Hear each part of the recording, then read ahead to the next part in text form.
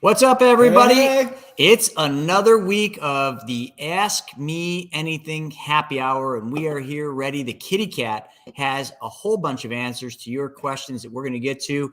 So we've cracked a beer. We are ready to go. So I hope you all have your questions.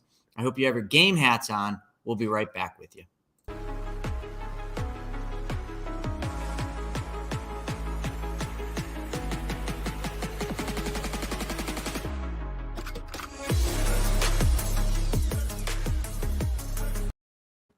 You know, that video will just never get old. It's just like, it just kind of fires you up and gets you rolling. What's up, Drew? Sup? First in line, as always, Cynthia with the kitty. And, for those of you just joining, as you kind of come on, this is Ask Me Anything happy hour, where we're here to answer your questions, draw pictures, do all sorts of goofy stuff, but just make sure that you get your money problems solved. Mm-hmm. So do we have any pre-submitteds? We do. We have 3 today. Oh, man. So, man. Ooh. And the first one, I'm so sorry if I butcher your name. I have no idea what I'm doing with this name. So I think it's Irui. Would a self-directed IRA conflict with a solo 401k? So when you say conflict, they wouldn't conflict. They're two different animals. A solo K, or, just a self-directed 401k that is used for just a sole operated company. In other words, if it's just you, and you're the sole owner of the company, you have no partners, no employees, nothing. It's just you. A solo K would be a good fit because it gives you a higher contribution limit. Plus, solo Ks operate like 401ks where you have loan provisions. And you could even, I believe, do check writing, which means you get a checkbook and you can write in the form of loans or in the form of investments. You could write a check from your solo K. And you can do this with IRAs too, but the 401k certainly will give you higher contribution limits. And when it comes to the IRAs, those are just, the difference between a 401k and a solo K is just really contribution limits, and IRAs have no loan provisions. So the solo K, you can take loans up to 50,000 or 50%, whatever is greater. The IRAs, you cannot, but they're really kind of one and the same. Really where the differentiation comes is if you did a traditional solo K or a traditional IRA, or a Roth solo K or a Roth IRA, then it's after-tax dollars and tax-free, or the traditional is, pre-tax dollars going in and all taxable at the end. So hopefully that helps a little bit. What's up, Colleen? So think about it like a savings and a checking account. They're two different things. They can coexist together for two different reasons. Yeah. Like this. Yeah. Yeah. You technically could have both, but you couldn't contribute to both. Like if you were you could, but let's just keep it simple. If you had a solo K and you were maxing it out, you couldn't contribute to an IRA. So that's the only thing to do. Many people have 401ks and IRAs. So you certainly can have a solo K and a self-directed IRA. Here's a really good question. Just something to think about. So yeah, the solo Ks are great because you have a $60,000 a year. You can put in $60,000 a year versus 5,500 or something like that. 50. But it's 56 or so, somewhere close. It's still a hell of a lot more than the 5,600. Google would tell you. Yeah, exactly. 6,000. Right. Andrew's talking out his ass. He has no idea what the contribution you're the expert on all of this. 6,000 for IRAs, and I think it's 56 for the solo Ks. I mean, it changes every year. So I'm going to pull him out of the weeds here for a second. Just say it's a hell of a lot more from the solo K. You're right. I'll go with that. I'll take that answer. But no, if I had... Judges, ding ding ding, we got it. All right, we'll take that answer. But now, if I had because I have this question because I'm self-employed. If I had a 401k from an old employer, right? So I can only contribute to one of the two. I can contribute to a solo K or an IRA. Would it just make sense for me to roll over my old 401ks from employers to a solo K? Can I do that? Of course, and that would be a dumb thing not to do. If you've got an old 401k sitting out there, that's, you packed your bags, you left the company and your 401ks there. What the hell are you thinking? Mm-hmm. Like you packed your pictures of your family and you left your money? That's backwards. Yeah, definitely would make sense to move it over. You left your wallet there? Excuse me one sec. Got to book an appraisal. Oh, no. Alrighty. So while he goes and does his thing. Yes. Okay, this is a good one for Hannah. Hannah, this is from Brian. He says, how do you best handle larger amounts, say 50 or 70,000 that you want to get into a policy that's more of a lump sum and you don't expect to continue to that every year? Mm-hmm. Dump him. This has been my ongoing conversation today with folks. A lot of people have like a large set of cash sitting on the side, whether it be like in a bank account earning them 0.01%, or a lot of you real estate investors, y'all go out and make a deal, whether it be wholesale, fix and flip, whatever you're doing. And with that sale of the property, you guys come into large windfalls.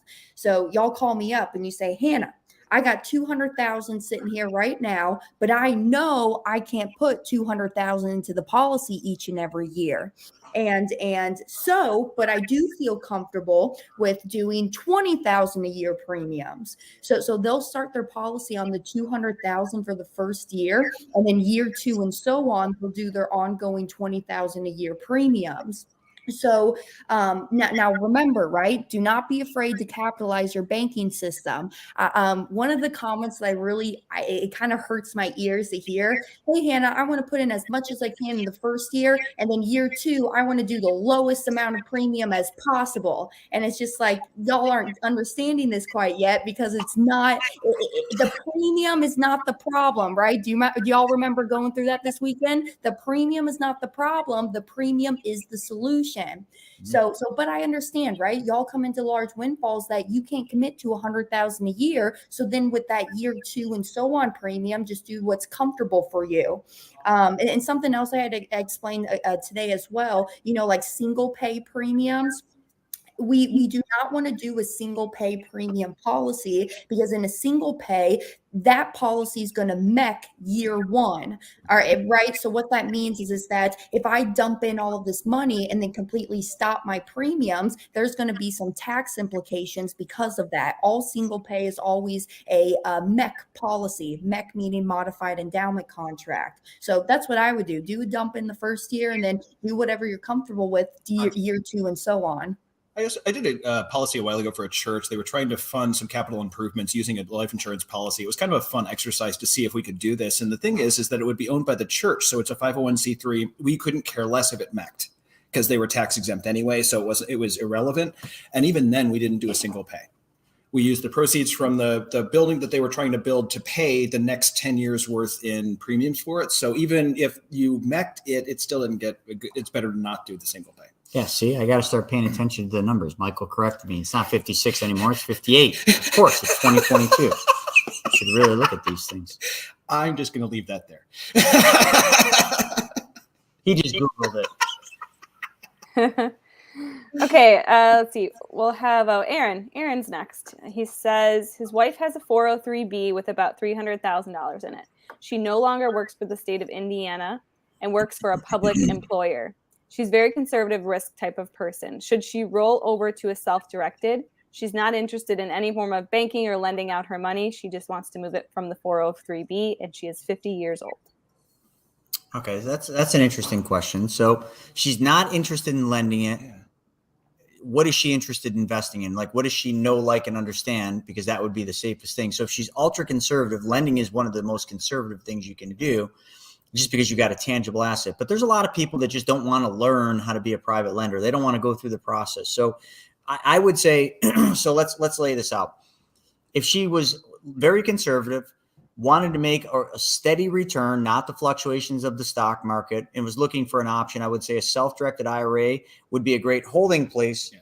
Only, son of a pup, only. Do you need to handle it? Hey, can you hang on 1 second? I'm just doing a live. Hang on. Only if she was interested in doing something like outside of normal stocks, bonds, mutual funds. You can do that when you have a self-directed IRA, but I mean, you can do that in the traditional places of having it.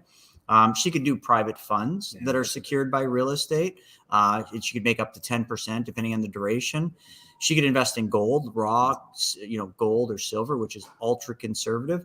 So I would say it wouldn't be a bad option, but I think that would require a call. So what I would suggest is let's get on a call and discuss whether this is a good fit for her or not. I just don't want to give you the wrong answer because I don't know enough about her needs and goals. But if she's conservative and looking for just more of a level, steady income or steady return, that would be a great thing. So right there, we're going to give you that. I'll set it up with my. Sorry, I'm doing a live thing right now. But yeah, Okay. if she wants to, have her give me a call at this, or have her set up an email address. I set up my email address in the comments. If you just have her kind of pop me an email quickly, because I can help you out with all of those things. I'm good at this sort of thing. And so, yeah, let me know. And there's definitely ways we can do it. With a self-directed IRA, there's always going to be some sort of intervention you have to do because it's self-directed. So now you're 100% in control of your money. We can, however, make it super painless. There's a lot of different ways to do that. You don't have to deal with tenants, termites, or toilets. Yep. That was the other T. Tenants, Toilets. termites. I forgot termites. Here, so usually if I say that to anyone here in the north, they're like, what? They don't really know what that is. You guys, I think it's a trigger word for you folks. Okay, so that sums up the pre-submitted. Oh, wow. So we're going to go to the live Q&A if anybody wants to pop their questions. I see Mike has one first. It's more about self-directed. So he said, with a self-directed IRA, which he is in the process of opening now, can the interest from a private money lending deal be considered income, or is it forced into the IRA? Has to stay in the IRA. Yep. And so if you get outside that IRA, Mike, so I know I just got you in on a deal too. If you take that money from the self-directed IRA and you take the interest and put it in your personal bank account, the whole IRA could become taxable. It's self-dealing. So we never cross swords. Qualified money, IRA, 401ks, and savings accounts, non-qualified money. We never cross them. So it always has to go back into the IRA. And depending on what the taxes are going to depend on what type of you have, whether it's traditional or Roth. But everything has to go back into the IRA. Good question, though. Lots of IRA questions today. Yeah. It's interesting. We talked about it a little bit at the Money Multiplier Mastermind. I love IRA questions, though, because that means people are starting to question the system and starting to ask questions about, gee, how much is my 401k actually costing me? Yeah, let's see how far down is want. the market now, because it was I know, up. Beginning in the day, it was up, and now it's down, or then it was down. Dude, my phone is just freaking lighting up. This is annoying. The market has changed its minds more times than a Oh, teenage yeah. girl on Facebook. Hell yeah, down 326. Sorry, The ladies. Nasdaq's down over 3%. Wow. Now that's gnarly. That's That enough is to not. that'll get your panties in a ruffle real quick. Oh yeah. No pun intended on the panties. Now that we've offended everyone on that. Did we lose Gabby? Where'd she go? Yeah, she lost. She's muted her video. So she's floating around. Okay. She's just, yep. Probably had to attend to a child. I was told you can take personal loans with 2% Can you put that up there? interest. Yeah, well, yeah, I just saw it. Figured I'd read it first. I was told I can take personal loans with 2% interest. From the IRA. From a 401k you Fuck- can. Fuck this. This is Yeah, I don't know about the IRAs. Let's get back to that one in a second. So, because anything to do with loans and the non-qualified funds, that's why we're not 100% sure about it. So let's check in with that one as soon as Bud gets back, and he's the expert as far as that sort of thing is concerned. So I know what you're asking, Mike. Where hey, I can take a 401k loan. I don't think you can from an IRA. It's a different type of account. But yeah, that is it's a good question though. To be frank, Mike, though, what I would do, unless there's some sort of hardship where you can't get over, you have a compelling reason to go out and borrow that money, I would just keep it in and do private lending with it. Good. Yeah. Let's see what else. Let's touch on John's question. Yeah, What's up, let's do bonds. Bonds are not my thing. I'm waiting for him to get back. Oh, he said Horizon Trust said he could. Yes, they are absolutely the experts. So yes, you could. But you would have to pay back that loan. So it would work just the same way. I think it's usually a 2-year term that you have, and the interest rate that so the way that these loans work is you're given an interest rate, and hey there, of course, every question is yours. I'm so sorry. I literally have gotten 5 phone calls since we've just started this thing. It's driving me nasty. Let's start at the beginning here. Mike has a really good question about IRAs. So Horizon said that he could take a personal loan from an IRA like he can from a 401k, 2% interest. That's not true. Horizon I've said never, ever heard of such a thing. Here, Let's check with him. No, Yeah. I'm just going to check right now because there's no way. Okay. You can't take loans from IRAs. Mhm. Maybe you can leverage your IRA, but Or there's something else where it's like some. I don't know how Horizon Trust would have ever said that. Or it's some minor detail that we don't quite know that. Yeah. Hey, Brandy. Hey. Hey, I got a question. So we're doing a live right now. So you're kind of on a live show. Hey there. And one of our friends here, Mike, said he was told by Horizon Trust that he can take personal loans at 2% from his Horizon IRA. I said, no way. It's so okay. Oh, okay. So, okay. So, sometimes, this is kind of need to know information, Brandy. All right, go ahead. Yes, a solo pay, you can take a personal loan against it and pay yourself back at 2%. So all of it goes back to you. Oh, yeah. Solo K. Not an Correct. IRA. Mhm. Yeah, we were already talking about taking loans from a solo K. I didn't know they were at 2% interest rate. Yeah, I was more thinking IRAs. I'm like, no loans from IRAs. So you're talking solo Ks. They can take a personal loan for up to 2%. For how much of the money in the solo K can they do? Either half or up to 50%. There we go. Half 50%, yep, or half of what's in their accounts. And then they'll Phew. pay themselves 2%. Yep. All right, Brandy, thanks. I was ready to put my foot in my mouth, like thinking, holy crap, I got something wrong with this stuff. I've been doing it too long to get things wrong at this point. Okay, so I just didn't know the rate for the borrowing on the solo K side. I appreciate that. Mhm. Thanks. Yeah, Wall Street says 2%. Not a problem. Have a good Awesome. day. Appreciate Talk to it. you soon, bud. No, See, now That's why we that's the like kind Horizon. of damn service you get with Horizon. How do you guys like that, huh? Put your hands together for Brandy. Well, anybody that goes into the self-directed IRAs or solo Ks with Horizon Trust, Brandy is your liaison. She is your appointed money school person that handles all your stuff. And if she answers my phone that quick, hopefully she damn well answers your phone that she quick. usually gets back really fast Really if I quick. call her. Really fast. So, Mike, you got one there. That was a good one. But it is a solo K, which is it's a 401k for those of us that are self-employed. 2%. That 2% goes back to you. By the way, Yeah. You are the lender, and so that's one of the best parts about 401ks. Cannot do it with an IRA though. I would have said the downside. interest rate was higher, so I would have never thought Yeah. 2%, not right now. But so hey, you learn something new every day. Just like Mike said, or Michael said, 50,000, not up to $50,000 or 50% of the balance. I thought it was 5%. Mhm. I mean, so I thought it was that 2% is really good. But there's a time lane too. You can't do a whole bunch. There was another really cool question here on bonds. I wasn't even going to touch this because this is way outside of my. What are there, your Series thoughts 1 on bonds. Series I bonds? Series I bonds. I Hey, see. Jonathan, now I have what's no happening? idea. Yeah. So, what are my thoughts on Series I bonds, or what they call TIPS, Treasury Inflation Okay. Protected Securities? The auction's opening soon. As a matter of fact, I just did a training 2 weeks ago on this. Here's all my material for treasurydirect.gov. I think it'd be silly not to try to get them. I think the bad part about TIPS is you can only buy 10,000. So you just go to treasurydirect.gov. I don't know if you guys can see this, but treasurydirect.gov, and the auction starts. Let's see, we had this open. I don't know if I have a definitive date, but it should be any day now. I want to say it was the 15th. So the auction opens up, and you can buy 10,000 per person or per entity. So if you've got kids, buy 10,000 per child and 10,000. They sell from May 2022 through October 22. Yeah, so but it's I don't coming know up. the exact day. It's any day, but it's 9.62% for the next 6 months. Every 6 months, they reset based on inflation. You have to keep them for 1 year. If you sell them in 1 year and 1 day, you're going to give back 3 months of interest, which is equivalent to giving back 25%. So your 9.62 after 1 year and 1 day, if you sold them, would be 7.7. I did all the math. 7.22% you'd make, which is still better than a sharp stick in the eye. If you're okay holding them longer than that, and inflation keeps going up, it's still a great place because they are risk-free. I mean, they're U.S. government bonds. So the question, Jonathan, is get all over that, man. And if you need info, watch the YouTube video that we did on them. We literally walk through step by step all the things you need to do to go on and buy them and their rules and everything else. Aaron just said you're kind of like Tom Brady. You can call anyone and the person would not screen the call and would answer it. But I bet you if I called Tom Brady, he wouldn't answer my call. No, probably not. That bastard. Damn it. Not that you tried.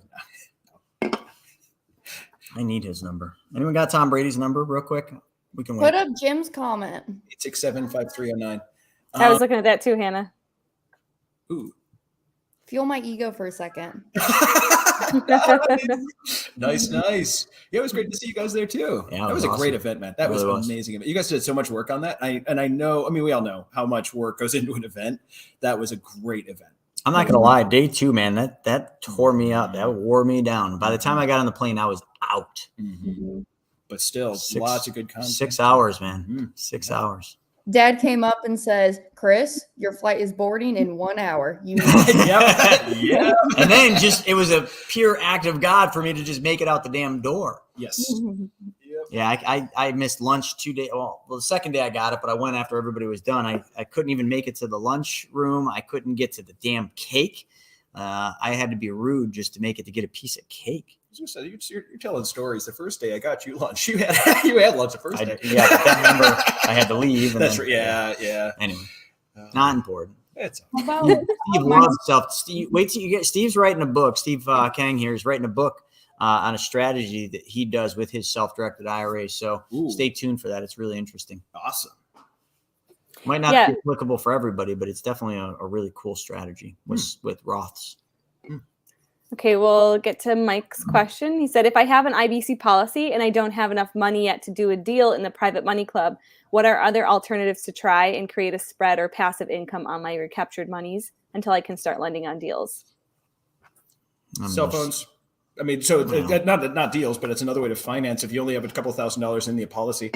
Yeah, I would almost like to know, like, how much money are you playing with inside your policy, and know your situation. Do you have any credit card debts? Do you have any debts that could be, the policy could be used to pay those debts down and then recycle and recapture the money you're giving away? Those are some things. Private money club, we always say, it's like you probably want to have 15K. Surprisingly, we actually have somebody in there. It's a brother from a different mother for Michael David, because we have a David Michael and a Michael David. Yeah. But we were able to get him placed at a small dollar amount on a deal in Private Money Club. But, would it pencil with the amount he's lending? But he's got a couple deals. So it just depends on how much money you have, Mike, to make it make sense for different things. There's all sorts of options. I mean, if it's 10 grand, you can buy the I bonds. That would be a really good thing that we were just talking about. I would definitely get all over that. If it's less than that, I mean, sometimes, you just have to understand part of what we do is the process of capitalizing your bank. And there's nothing wrong with just taking some time to capitalize the bank. I know we always want to make that money move and work, but if it's too small of amount, you just, like I remember early on, it took me well over a year to capitalize my first bank. And then even my other one, it took me a quarter to even put that money to work. So sometimes just patience. Yeah. Okay, we've got Matt. He says, what takes priority, paid up additions or loan repayments? This comes up a lot on the Facebook Infinite Banking group. Do you want to hit this one, Hannah? Paid up additions. Pay into your paid up additions first, and then start your loan repayments. And the cool part is that's the right answer because it's the resounding answer that's been across not just our Facebook group, but they also our counterpart, the Facebook user group. So both of them, the same person asked the same question in both groups, and it was like everybody said the exact same answer. So that's it.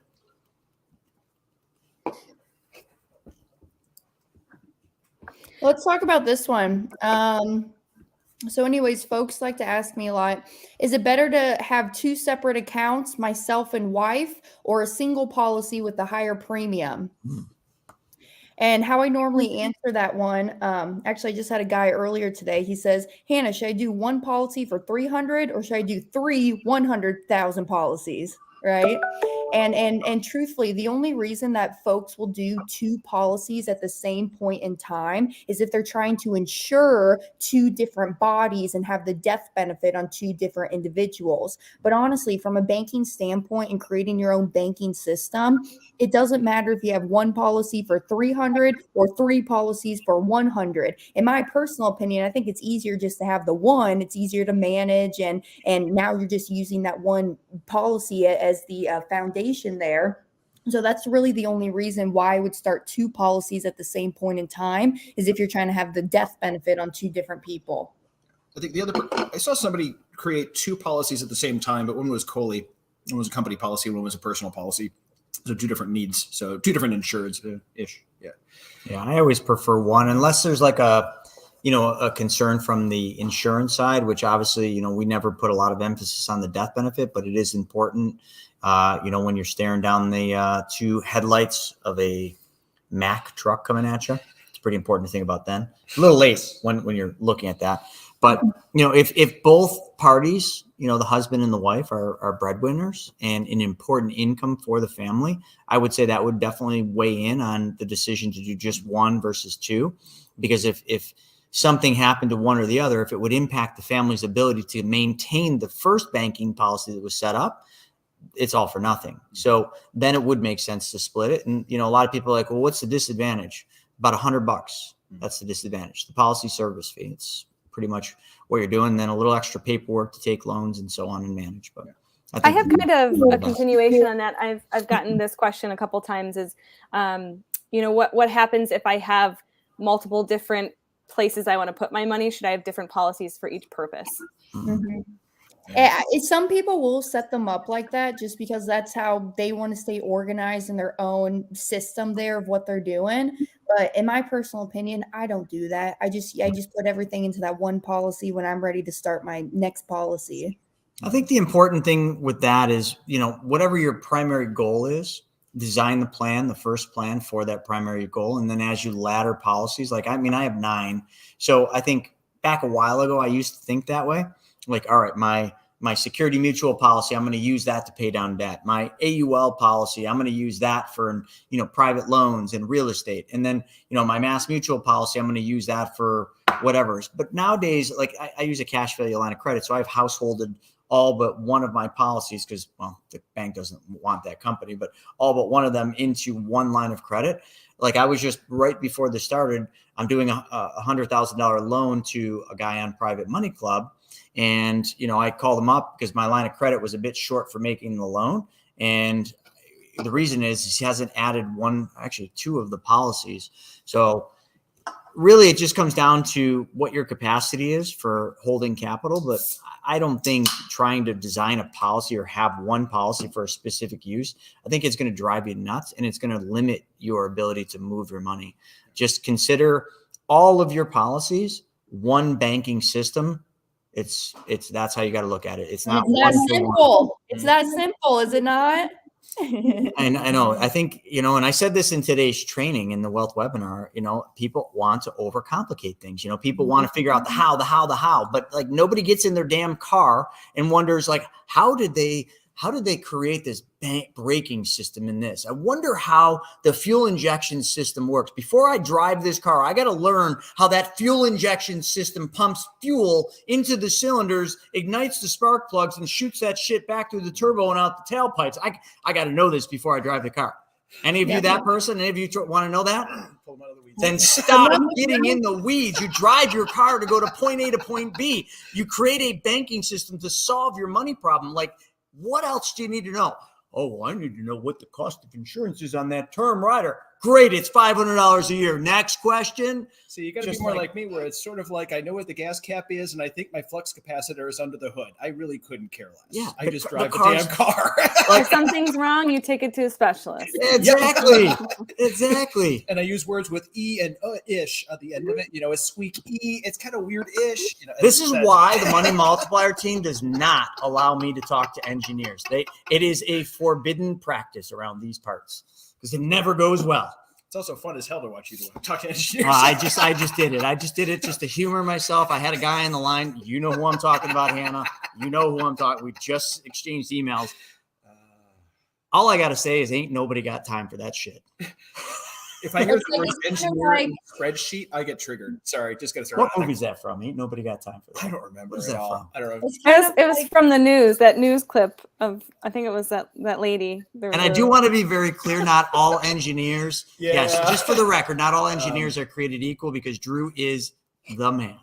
I probably shouldn't have an engineering degree. Sorry, but Well, here, I'll tell you a quick story. It's like when Dad used to have his chiropractic office and Mary Smith would come in. She's only been doing treatments for a week. And she'd come in, she said, Brent, my back still hurts. And it's like, well, Mary, your back has been hurting for the last 2 decades. 1 week of treatments isn't going to help your back ASAP right now. And kind of like those people who keep poking and poking, they say, Mary, you know what? I think there's a really good chiropractor down the street from us that would be really good and that would love to help you. Let me give you a referral. Others also say something like "bless your heart." Yeah, bless your heart. Bless your heart.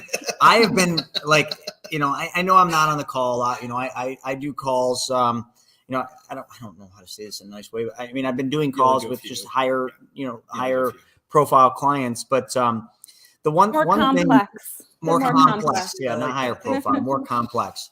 But and I've been having a lot of fun with it because there's just a different level. Like in that like just today, I was designing a plan for $2.5 million, and then about $250,000 a year. Forget about the numbers. It's not about the numbers, but this person, the dollars and all the specifics didn't matter. They were just like, here's my problem.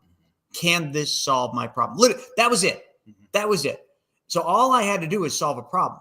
I demonstrated that problem being solved. She's like, all right, how quick can we get this done? I'm just like, and in my mind, like, let's just think, like, I'm a simple guy that grew up with nothing. I'm thinking, you're putting $2.5 million into this. And like, that's it. It was a 15-minute call. So sometimes, like, you just have to understand it's not the dollars and cents. It's just like, what is the why? What is it that we're solving? If it does that, like the rest of the details, like, are they really as important as you want them to be? Is that illustration and all the numbers in your spreadsheet really as important as you think? No. Did it solve your problem or did it not? It absolutely solved her problem without a shadow of doubt. So I don't know. Sometimes I think we do, or a lot of our clients do a lot of disservice by doing these exotic spreadsheets, because the spreadsheets are based on your false realities of what you've been taught about how money works, and that good old cumulative return that you're looking at, because they all do. Oh, well, I watched IBC Global's video and they were talking about IRR.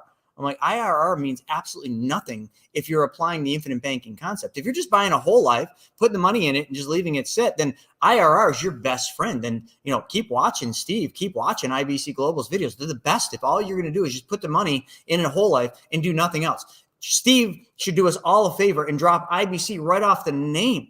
So it shouldn't be IBC Global. It should just be the name Global. Just global. Like, do us all a favor, dude. Like, because all you do is sell whole life and design it a specific way. You don't talk about the infinite banking concept. And listen, like, all of us here read Nelson Nash's book. We practice and preach and believe and love our Nelson Nash. It's what we do. Like, the policy is just a dumb machine that runs the money through it. That's it. The process, right? It's the process. It's not. I don't mean to go on a tangent, but like I'm quite sick of it. To be honest, I'm just all right. Somewhere else. When I hear somebody pull out those spreadsheets, I like. So how kids have their security blanket and they feel better with the security blanket. I like to call those my security spreadsheets, because they feel like they're safe. They feel like they're nice and good. That is a good one, isn't it? Oh. That's a very good one. They feel like they're safe, so I like to call them my security spreadsheets. Like security blanket. Yeah. What's next? Aaron's was kind of asking. Get more questions. Which one? Aaron was asking for a little more clarity on the why paying the PUA first. What the reasons are. He was asking I'll for take a friend. that one. Yeah, that's an easy one.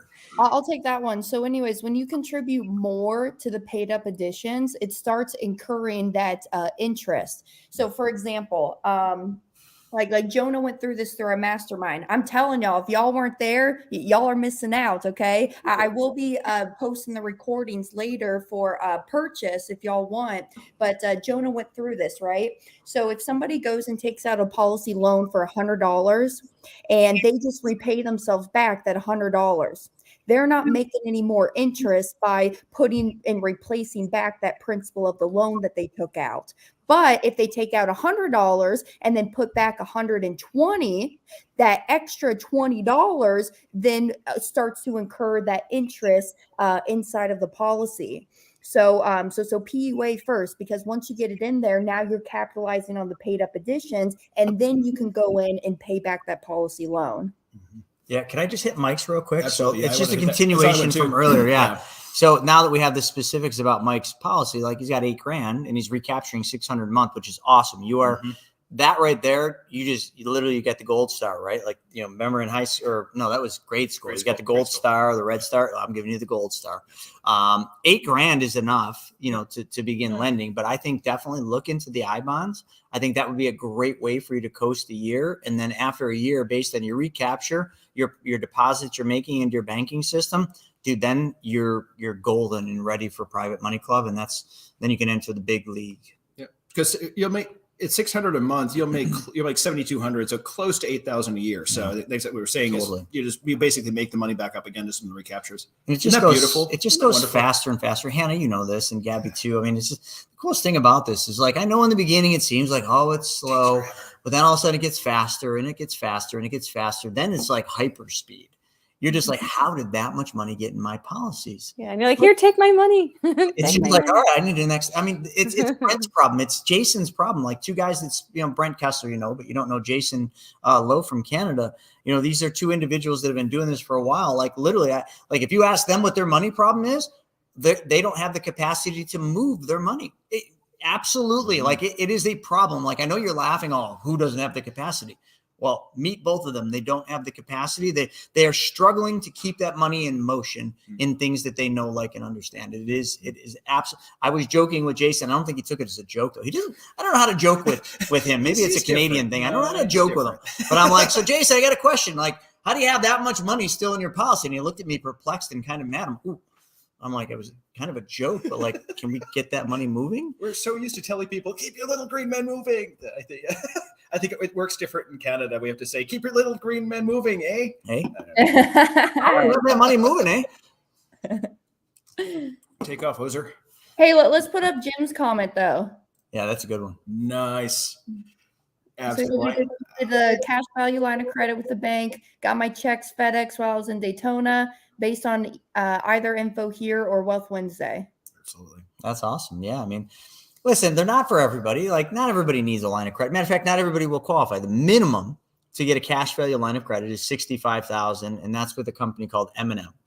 But realistically, you're looking probably you need about, I don't know, let's just call it just under $100,000 to make it make sense in cash value to use the cash value line of credit. But where the cash value line of credit really comes is it just increases your spread because you're borrowing at a lower rate. Even though my cash value line of credit just yesterday went up 25 basis points, so I'm at 3.5%. It's still cheaper than the 5 that my policies allow me to borrow at. So until I get up to 5, and when it gets close to 5, I literally call them up and say, hey, can you flip this over to the insurance company? You guys are fired, and that'll be a great day. And I will do a whole live the day that I actually fire the bank. And anyway, I don't have anything more to say about that. You transferred your entire existing loans too. So when we say 100,000, it's 100,000 of total credit or total cash value. Yeah, they just took over the minus your loans. They just Because took over the loans. all my policies had loans. A lot of people are like, all my money's loaned out, so I can't use the line of credit. No. The bank will gladly take the loans that the insurance company is holding. And, there'd be a little pissing match. The insurance company doesn't like giving them up. But yeah, so all my policies had loans. When I transferred them over, they just assume the loans. That's all they do. 1% off of 5% equals 20% savings. I like the way you think, Jim. I like that a lot. You're getting it. You're getting it. Yeah. No, he does. Jim's good. All right, what about y'all should see this email. I got 15 questions here, so we're just gonna and go through some of my questions here that I got to answer in a little bit. Sure. How about besides the guaranteed interest and the stocks and crypto is down at the moment, will there be a higher chance that I will get a higher rate of return in the policy? Well, if stocks are going down and crypto's going down, yes, you're going to get a higher guaranteed return in the it's just kind of there's going to be a point where growth in the policy is like 4% and the stock market's -5. I'd call that more. Well, let's talk about that. People ask me how insurance companies make money, right? How do they get to promise us that dividend at the end of the year? So what insurance They companies? sell a lot of term insurance. Yeah. So what? Thanks, Dave Ramsey. There you go. What insurance companies will do, right? So they'll take our premium dollars and then they'll go out and they'll invest it. A large portion of their investments they have in government bonds, right? And insurance companies are very conservative with their investments. So they have a large portion of it in government bonds. They do a little bit in treasury notes, I learned. They do some and home mortgages.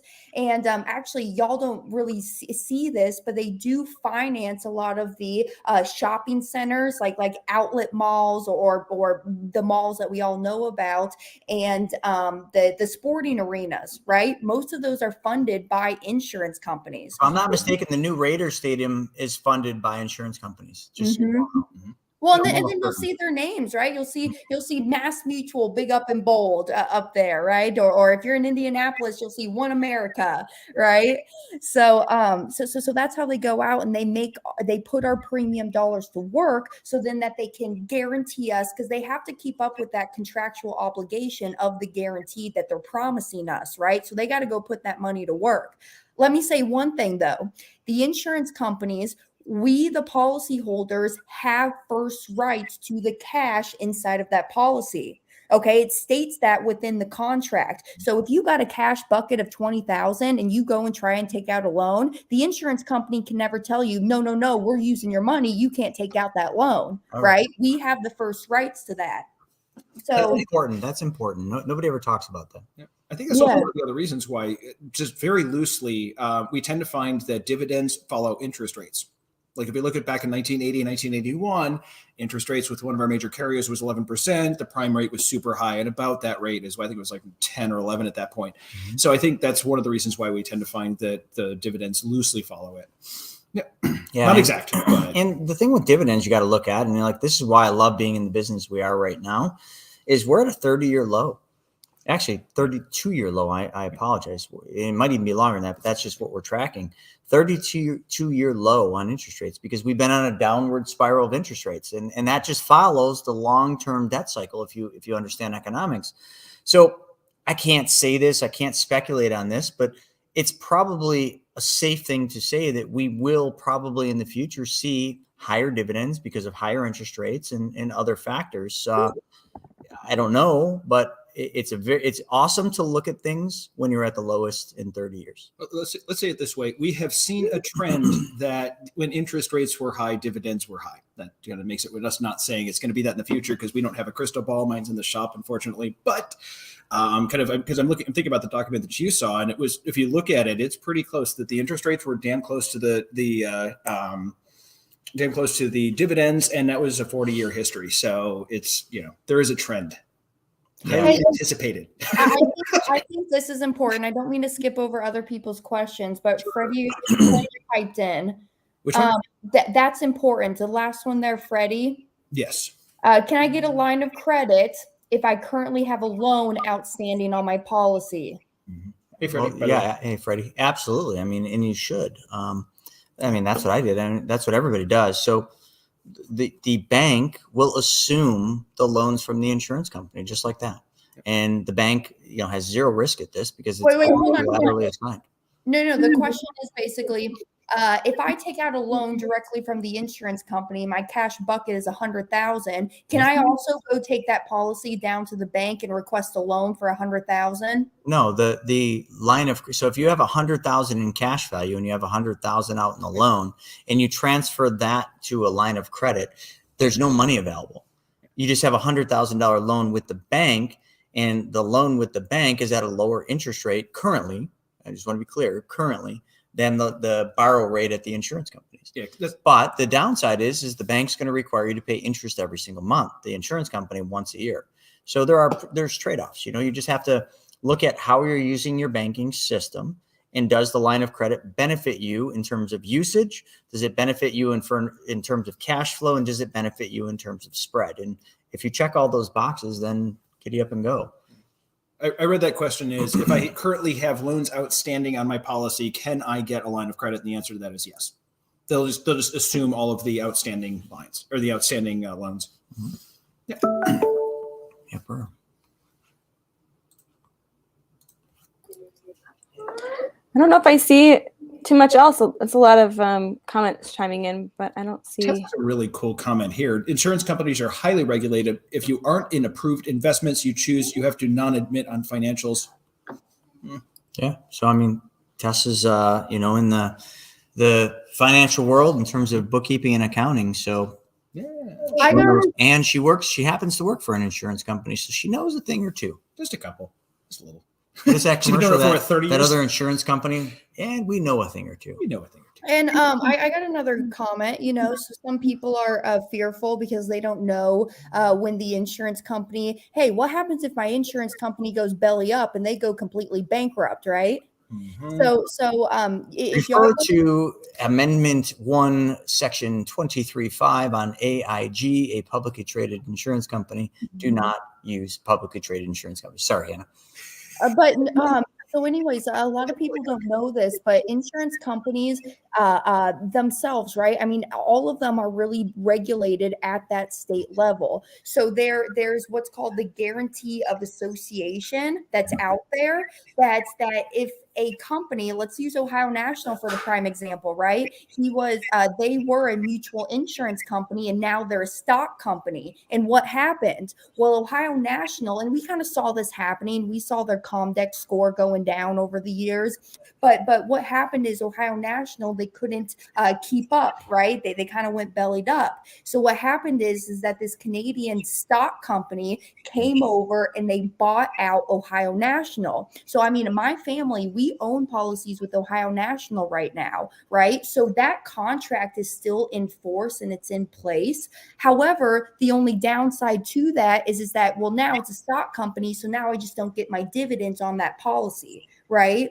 So actually, I was kind of talking with Dad about it too. Dad is going to keep his old policies because, I mean, 4%, great. I still get 4% in this banking system. I'm still able to take loans and still be able to use it.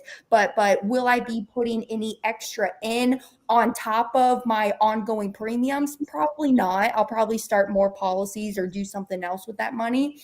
But people because they'll come to me and they'll say, well, Hannah, are insurance companies regulated by the FDIC like how banks are? And honestly, if you're asking that question and if you really think your money's backed up by the FDIC, we got to have a come to Jesus meeting, right? Help you out there. Don't make me spit my beer out. So it's just kind of funny because people really do think their money's backed up by the FDIC. I remember it was one of those S countries. It's either Switzerland or Sweden when everybody did a run on the banks back in the, I think it was the 90s, right? But they did a run on the banks, and what happened is that bank, they didn't have all of the money to give back to all of the depositors there, because what was happening? They were using their money and they were out lending it. This is fractional reserve banking. What they do is they take our money, the depositors' money, and then they can go lend out for $1 that they have on hand. They can go lend out $8, $10, $12. So what they're doing is they're playing that gamble of, well, we hope and we think that not everybody's going to come and do a run on the banks and request their money out all at the same time. Well, that happened to that bank in that country, right? So what happened is that they paid out all of the smaller bank accounts, right? All of those people who got $2,000 in the bank, $10,000 here. But what if you have $25,000, $50,000 sitting in the bank? They gave them back $10,000, and then what they did is they gave them a little piece of paper called a CD, a certificate of deposit, and said, yeah, you have this money with us and we promise we're going to be paying it back to you. But how cool is that when you need to go buy groceries or go put gas in your car? How are you going to go buy groceries with that little piece of paper? Right. So it's just a total mindset of the principles of what fractional, like central banks operate on versus insurance companies with that with that Austrian economics mentality and that principle where they can never lend out more than $1 that they have on hand. So our money is always protected because they're not in really the lending or the banking business. They are in the business to meet those contractual obligations that when a death claim pays out, we have to pay that death claim. That's our obligation to that policyholder. Yeah. And I mean, the insurance companies, so I watched the whole thing come down. Like in 2008, I was working for a major bank at the time. So I got to watch all of that stuff come down, and it was just weird. It was a mess. But I think with the insurance companies, the one thing that's really important is we're saying Austrian economics, $1 equals $1, and that's the end of it. Plus, they also have to do better stress tests than banks do. Bank stress tests, I think, are more just, clown politics, basically. There's not a whole lot to it because, the bank could still go under. With insurance companies, what was it? There was one insurance company that we work with that when they did a stress test, they found out they would have what, 40 billion left over if they paid everything out, or some other astronomical amount, showing that, you know, these are not going anywhere anytime soon. Yeah. During the crisis, there were not a whole lot of insurance companies that went under, and there were a hell of a lot of banks who went on a bank run. So which is what is called when all the depositors try to withdraw all of their money from the bank accounts and the bank fails because of that. Even though the bank had money, it's still, yeah, it's called a bank run. But yeah, and FDIC only insures it insures some of it, but not everything. Yeah, I'd like to answer Way Out West. sure. Because that's a very viable question. Yeah. You know, coming in from YouTube. Way Out West said, "Are you not violating one of the tenets of IBC by giving up a portion or all of it, for that matter, of the banking function with a line of credit against your policy?" And then hit the second one. Okay. In your example, you're giving up the banking function to the main villain of Mr. Nash's book. So this individual, it's a great question. It's not one that anyone should be upset at. You know, this person's clearly read and understands R. Nelson Nash's mission about taking back the banking functions in your own life. And taking back the banking functions does not mean introducing banks into your life or your family's banking process. So this is an interesting thing that, you know, we kind of all have to just pick our battles and choose. So I agree. He's absolutely correct.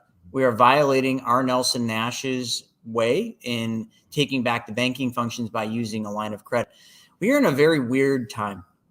We're in one of the lowest interest rate cycles that we've ever seen. And because of that, banks are willing to give very low rates on this usage of money. And let's not forget that banks are the number one purchasers of whole life in the world. So when they look at whole life policies, it's a zero risk loan for them. So their, again, ability to give you the money risk-free is that. So I would agree that, yes, at a certain point, you're violating, you know, Mr. Nelson Nash's book. You're violating, you know, the wishes of R. Nelson Nash in using a cash value line of credit. But I would also argue that it is a temporary solution to a current economic problem that we may never see in our lifetime.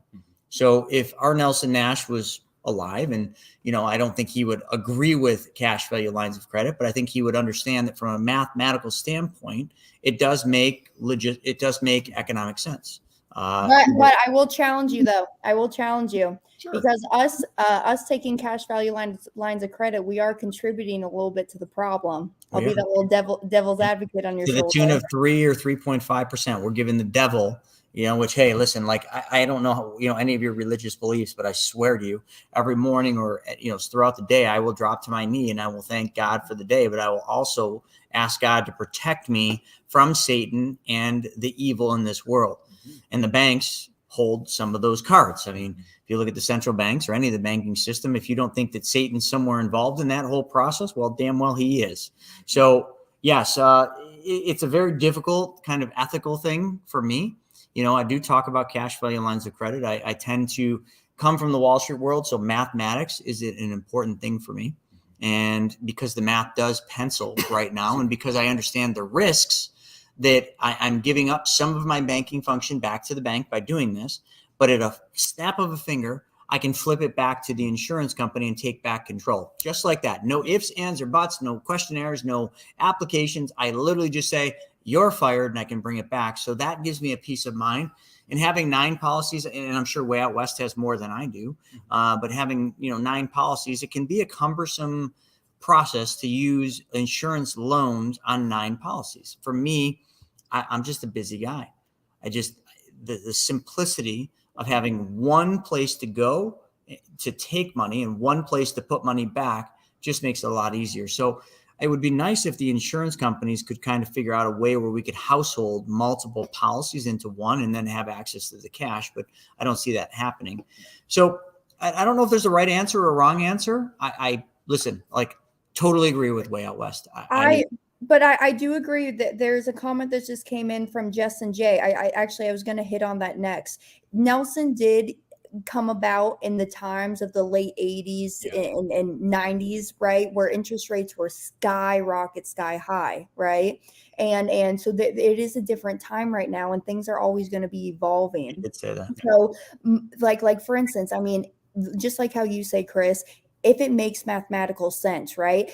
I am okay to go down to the bank and take a loan for 2% to go finance something, because now that leaves the capital in my policies open for me to go out and do different investments on. It does make mathematical sense that way, but not everybody can do this. This is one thing I agree with Dave Ramsey when he says nobody should have credit cards. I kind of agree with that. Not everybody should have credit cards because some of y'all aren't disciplined with your money. If you're not disciplined with your money, you should not be involving the banks in your life, because you're going to go belly up doing that, 100%. right? So And I hate the banks, you know. So that. to Way Out West's, you know, defense, like I hate the banks, and I keep less than $10,000 outside of maybe some business accounts with real estate. I keep less than $10,000. When it goes over 10,000, I literally freak out. I freak out just like when the computer doesn't work. Like, and I scramble to write checks to my policies to pay down loans. As a matter of fact, today, or at least tomorrow morning, I will be writing a check from my checking account, because, you know, the insurance companies, one of them gives us bonuses. That bonus hit my traditional bank. I'm like, no, Get that out of that bank. Go So away. I will get it back over to the insurance companies. But listen, like, you know, and I appreciate that he looks at that. But I thank Jess and Jay, because you're right. I mean, things evolve, things change, and there's no one product that's right for anybody. But believe me, however you say that, we followed R. Nelson Nash's message, and I probably owe it to him to read his book yet again, which I don't know how many times I've read it. Not nearly as many as Hannah and Brent, but I'm trying to keep up on it. But I just think in the extraordinary situation we have right now, where interest rates are so incredibly low, like Hannah said, back in the 80s, interest rates were, I mean, if you got a 7% mortgage, you were doing really well. Today, if you have a 2% mortgage, you're doing really well. In this current extraordinary situation, I think it's such that we're at a point where it's time to think outside the box on stuff. Yeah. One final being thing. Being able to move back, like Chris was saying, though, being able to move back from the CV line into your thing if things were to change. This is important, and this is the final thing for Way Out West. Using your example, this is his comment. If you get a line of credit against $100,000 cash value, and your cash value grows to $150,000, which indeed it will, do you have access to the additional $50,000, or does the creditor have a lock on it? No, you absolutely have access to that $50,000. Whatever your cash value is, as long as you provide a statement, which is easy. I mean, you just go online, you just print a cash value statement, and you provide that to the bank will increase your line. And the other cool thing, and not to give credit to banks, okay, but the insurance companies typically will not allow you to use 100% of your cash value. It's usually a holdback of, what is it, Hannah, 5%, 7%, whatever it is, like, 5, we'll call it 5%. So if you had 100, you're not able to use the full 100 with the insurance company. With the bank, as long as your credit is where it needs to be, you can use 100%. So in that example for Way Out West, the bank would allow you to use $150,000, where the insurance company, if you had $150 in cash value, you might only be able to use 95, or a little bit less. Not much, but it's insignificant. But I do want to point that out. That's a very good question. Yeah. I mean, this is the fun stuff of it. I mean, I think we should end here because we are about an hour into it. Mm-hmm. Thank you. I was about to say that. Fuel my ego more. Thank you, Tess. No, I appreciate that. No, Tess. So thank you. I mean, that's the cool thing about it. I've said this, y'all. I've been doing calls all day long today, right? The fun thing about this is that this is why Nelson called it the infinite banking concept. There's infinite ways of how you can design this stuff. There's infinite ways of how you can use your policy. There's no one, I picked this up from you, Chris. There's no one silver bullet that's going to finish and help everybody's needs. Everybody's different in what they're doing and where they're at in their own life right now. So it's just kind of cool to be able to design it and help people in their own scenarios. What is it? Your mileage may vary. Yeah. I love it. That's it. Yeah, no, I'll save that thought. But you're right, Andrew. Yep. All right. So we appreciate all of you. Put your hands together for Gabby for fielding all your questions, and Hannah for bringing the expertise, and for my partner in crime here, Andrew, for his analytical side, and for me just being an asshole. I thank you to each and every single one of you for allowing us to have a happy hour. Ask Me Anything. We will see you all on the next wealth webinar, or What the F Happened, or maybe it's Money Club Monday, or one of the many, many shows that we produce to give you guys the ultimate value, and that is freedom. Or Thursday at 3.